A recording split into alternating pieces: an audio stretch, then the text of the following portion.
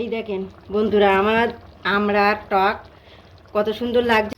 বন্ধুরা, আজ একটা সম্পূর্ণ নতুন রেসিপি রান্না করব, ডিম আমড়ার টক। আপনারা বাড়িতে এভাবেই রান্না করুন। এই রেসিপিটা ফলো করে বাড়িতে অবশ্যই ট্রাই করুন।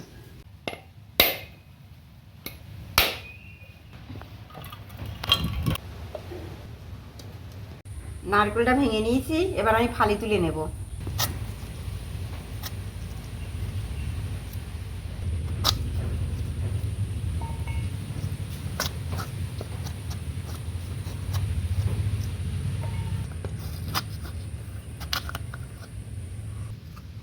এবারে আমড়াগুলো ছিলে নেব। এই যে এরকম করে ছিলে নেবেন।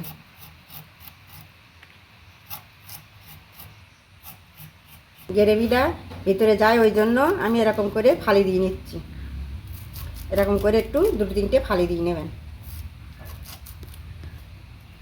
এই যে এইভাবে সব আমড়াগুলো ছিলে নেব।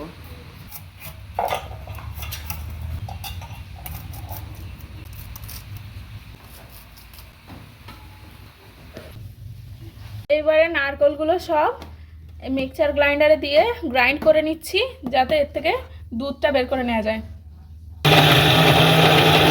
এই যে খুব মিহি মিহি করে গ্রাইন্ড করে নেওয়া যাবে না, যাতে এটার থেকে দুধ বের করে নেওয়া যায় সেরকম করেই করতে হবে। এটা একদম দেখুন মিহি মিহি হয়নি, এইভাবে ঠিক গ্রাইন্ড করে নিতে হবে। একটু জল দিয়ে নিলাম, দিয়ে এই দুধটাকে বার করে নেব নারকেলের। এভাবে ভালো করে চেপে চেপে নিয়ে দুধগুলোকে বার করে নেব। দেখুন কত গাঢ় দুধ বার হয়েছে। প্রথম ছ্যাঁকাতে এই দুধটা আলাদাভাবে তুলে নেব। এইভাবে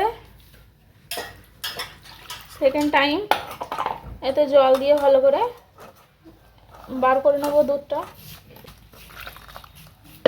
দিয়ে এটাকে ভালোভাবে চেপে নেব। শুকনো শুকনো হয়ে যাবে, তখন তুলে নেব। এই যে একদম এরকম শুকনো ধুলো হয়ে যাবে, এইভাবে করে এই সিটেগুলো তুলে নেব নারকেলের।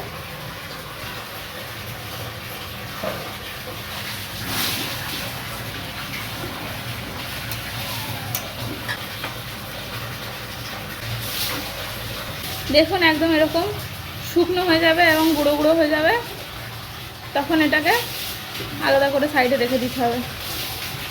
এই যে নারকেল থেকে চেপে চেপে এই দুধগুলো বার করে নিয়েছি। এই যে ডিমগুলো হালকা ভেজে নেব।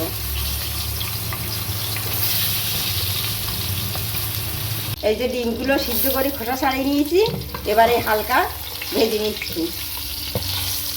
আমরা টক রান্না করার জন্য কড়াই দিয়েছি, এবার কড়াইতে তেল দিয়ে দেবো।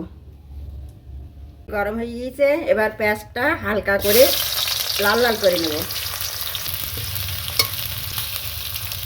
একটা তেজপাতা ছিঁড়ে দিয়েছি, এবারে কেটে রাখা আমড়াগুলো দিয়ে ভালো করে আমি কষে নেব। এই যে একটু আদা রসুন বাটা দিয়ে দিচ্ছি।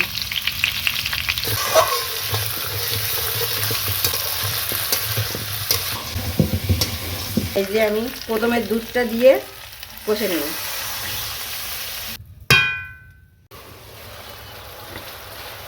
এই যে 10 মিনিট ধরে আমড়াটা কষে নিয়েছি। লবণ, একটু হলুদ দেব। এই যে এবার এই বাকি দুধটা দিয়ে আমড়াটা ভালোভাবে গলাই নেব। এই দেখেন বন্ধুরা, আমার আমড়াগুলো কত সুন্দর সিদ্ধ হয়ে গিয়েছে। এই দেখেন, এই দেখেন ঝোলও ঘন হয়ে এসেছে। এবার আমি এতে ডিমগুলো দিয়ে দেবো।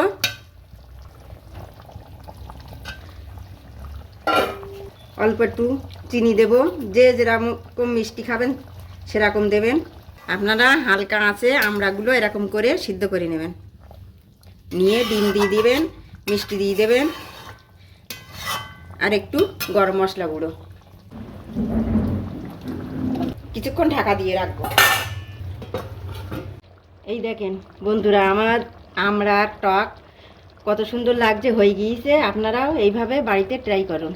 কমেন্ট করে জানান এই রেসিপিটা কেমন হয়েছে। বন্ধুরা এবার একটা ছোট্ট বাইট দেবো।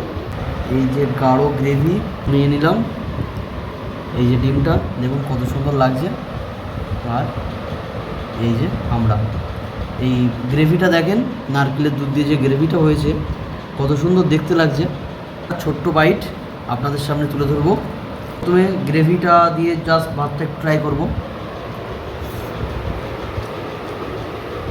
আর নারকেল দুধের যে এটা এসছে তার জন্য খুব সুন্দর লাগছে।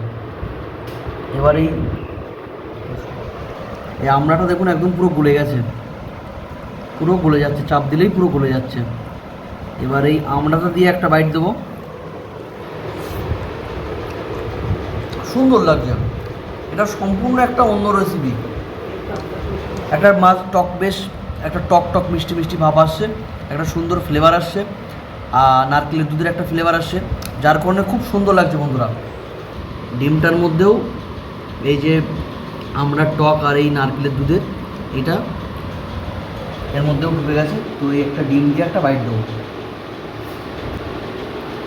দারুণ লাগছে, এক কথায় অসাধারণ। আমরা বাজারঘাটে সহজেই সবসময় আপনারা অ্যাভেলেবেল পাবেন। তো সেই আমরা দিয়েই আজকে খুব সহজেই এই রেসিপিটা আপনারা বাড়িতে ট্রাই করুন, এবং কেমন লাগলো আমাদের অবশ্যই কমেন্ট করে জানাবেন। আর ভালো লাগলে অবশ্যই লাইক, শেয়ার ও সাবস্ক্রাইব করবেন।